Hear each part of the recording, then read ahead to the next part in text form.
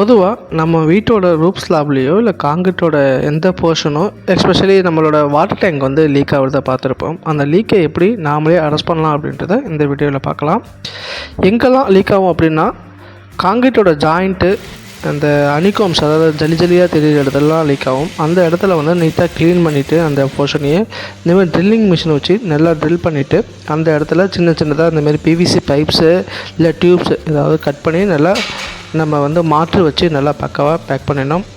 அதன் பிறகு நம்ம கடையில், அதாவது லோக்கல் மார்க்கெட்லேயே அவைலபிளாக இருக்கக்கூடிய க்ரோட் மெட்டீரியலில், ப்ரெஷர் க்ரோட்டுக்காக யூஸ் பண்ணக்கூடிய மெட்டீரியலை வாங்கிட்டு வந்து நம்ம அதற்கான ரேஷியோவில் சிமெண்ட்டு, வாட்டர், அந்த க்ரோட் மெட்டீரியல் நல்லா பக்காவாக மிக்ஸ் பண்ணி இந்த லோக்கலில் கிடைக்கக்கூடிய ப்ரெஷர் க்ரோட் மிஷின் சொல்லி கேட்டோம் அப்படின்னா லோக்கல்லேயே அது ரெண்ட்டுக்கு கிடைக்கும். அதை வாங்கிட்டு வந்து இந்தமாதிரி ப்ரெஷர் பண்ணோம் அப்படின்னா நமக்கு அதை வந்து லேக்கே எங்கெங்கெல்லாம் இருக்கோ அதெல்லாம் அரெஸ்ட் ஆகிடும்.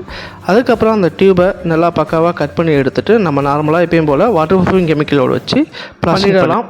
தேங்க்ஸ் ஃபார் வாட்சிங். தேங்க்யூ.